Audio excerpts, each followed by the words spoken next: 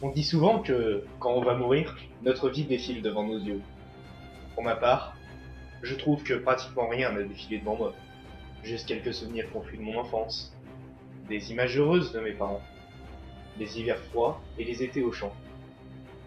Si je survis aujourd'hui, et je ne sais pas par quel miracle cela pourrait être possible, je jure de faire tout pour survivre et apprendre à me défendre. Les cadavres me regardent et commencent à s'approcher de moi.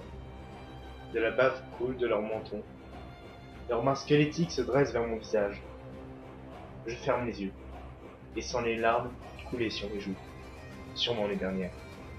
Mon cœur s'affole dans ma poitrine. Je me prépare à mourir et à ne jamais revoir la lumière du jour.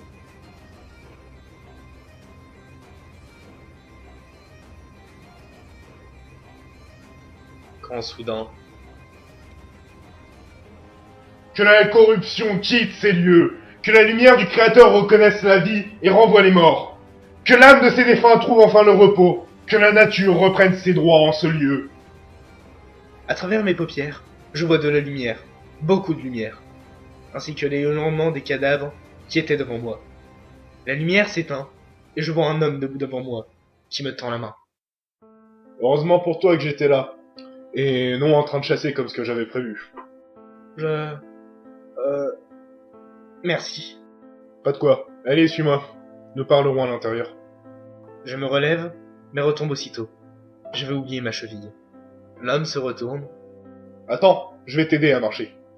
mais au lieu de me supporter sur son épaule, il me hisse dans ses bras. Il marche jusqu'à la cabane que j'avais vue tout à l'heure.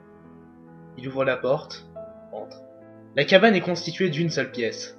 Dans un coin, je vois un feu de cheminée, avec à côté un lit avec une paillasse. Il me dépose dessus et part vers une petite cuisinière et commence à préparer quelque chose. Quant à moi, je m'endors. Je me souviens des mots de l'oncle Mathieu. Tu peux lui faire confiance. J'espère qu'ils vont bien. Je me détends sur cette paillasse, mais j'ai un mauvais pressentiment. Les concernant. La voix reprend dans ma tête. Tu nous as échappé ce coup-ci, mais ce prêtre ne pourra pas te voiler la face éternellement. Un jour, tu nous rejoindras, et ce sera ton choix. En attendant, et car je suis magnanime, je vais te montrer ce que sont devenus tes compagnons. Je me sens sombrer dans le noir. Je suis terrifié et découvre avec horreur ce qui se déroule devant mes yeux.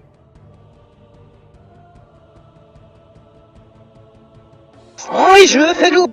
Une boule de feu sort des mains de Mathieu et consomme les 3 cadavres devant lui. Il transpire. Ne s'en sortira pas, Zan. Il faut envisager pour la première fois un repli. Ils sont trop nombreux, on ne peut pas s'enfuir. Un éclair sort des mains de Zan et décime plusieurs cadavres. Cependant, plus ils en tuent, plus il en vient. Ils se battent encore pendant quelques temps, mais sont vite surpassés et faits prisonniers. Si tu veux les retrouver, il faudra combattre. Je les retrouverai, par tous les moyens s'il le faut, et je te tuerai. Je hurle ces mots en bondissant de mon lit. L'homme qui m'a sauvé tout à l'heure me regarde l'air surpris. Je ne sais pas qui tu veux retrouver ou tuer, mais avant cela, il te faut te reposer et apprendre à combattre. Au fait, je ne me suis pas présenté. Je suis Robert, un prêtre. Je serre sa main. Moi, je suis Ascon, le neveu de Mathieu. Si vous voyez qui c'est. Oui, je le connais, mais avant toute chose, raconte-moi ce qui vous est arrivé. Je savais que Mathieu passerait par là, mais si tu es seul ici, il aurait arrivé quelque chose de grave. Je commence à tout lui raconter, depuis l'accident de l'incendie à la ferme, ainsi que l'attaque, jusqu'au moment où il m'a sauvé. Il m'écoutait, attentif, ne m'interrompant que pour poser une question ou deux, et pour me faire manger. Eh bien, Ascon, nous avons du pain sur la planche. Je partirai bien tout de suite pour retrouver mon ami de longue date, mais tu ne sais ni te battre, ni prier. Crois-tu au Créateur? C'est quoi? Comment ça, quoi? Tu devrais plutôt dire qui? Mathieu ne t'a donc jamais enseigné ce qu'est le Créateur? Bah, non. Je ne connais pas cette personne. Le Créateur n'est pas seulement une personne, c'est le bien. C'est lui qui a créé cette terre et toutes les races qui l'animent. Ah oui, comme les elfes, les nains ou encore les ogres. Exactement. Veux-tu apprendre à prier? Ça fait pas mal, j'espère. Mais non, c'est simple. Il suffit de dire merci. Merci au Créateur. Je vis une aura de lumière se dessiner autour du prêtre. C'est quoi, ça? Ça, c'est la preuve que le Créateur m'a choisi en tant que représentant. Essaye pour voir. Merci au créateur. De la chaleur part de mon cœur et envahit tout mon corps. Ma cheville ne me fait plus mal et je me sens bien. Le prêtre me regarde, bouche bée. Qu'est-ce qui t'arrive? Tu as été choisi par le créateur pour devenir son paladin. Cela fait 10 ans que je n'avais pas eu à former un paladin. Félicitations. C'est quoi un paladin? Un paladin, c'est un messager du créateur, mais dans sa forme guerrière. C'est une personne qui respecte et fait respecter le bien. Le paladin se plie aux règles et fait tout pour les appliquer. Dorénavant, il va falloir t'entraîner. L'équipement conféré par le créateur est à tes pieds. Cependant, pour l'instant, tu n'es pas digne de le porter. Lève-toi. Je me lève et me sens plus fort et plus grand. Suis-moi. Je suis Robert à l'extérieur. Il me tend une épée. Défends-toi. Il m'attaque. Mon corps bouge tout seul. Je pars tous les coups qui viennent sur moi. Je contre-attaque. Les coups d'épée résonnent dans la clairière. On ferraille pendant quelques heures jusqu'au moment où j'arrive à désarmer Robert. Il suffit pour aujourd'hui. Demain, nous ferons la même chose en armure. Pour l'instant, allons manger et dormir. Merci Robert. Merci pour tout. Merci à toi, Ascon.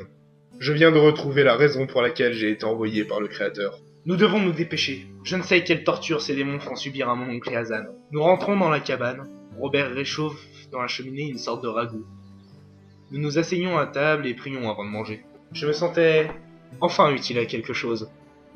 Quand je prie, je sens toujours la chaleur se répandre dans mon corps et dans mon esprit. Après avoir mangé en silence, nous nous couchons et nous endormons. Tu perds ton temps, petit homme. Tes amis ne survivront pas. Je contemplais encore une fois avec horreur le présent de Mathieu et de Zan. Ils sont dans une sorte de cachot, mais réalisé en os. Ils sont recroquevillés à terre. Zan est couverte de sang et fait contraste avec Mathieu, qui lui est blanc comme du marbre. La scène vacille. Dépêche-toi. Nous sommes au sud. Tu nous trouveras. Nous devons partir, maintenant!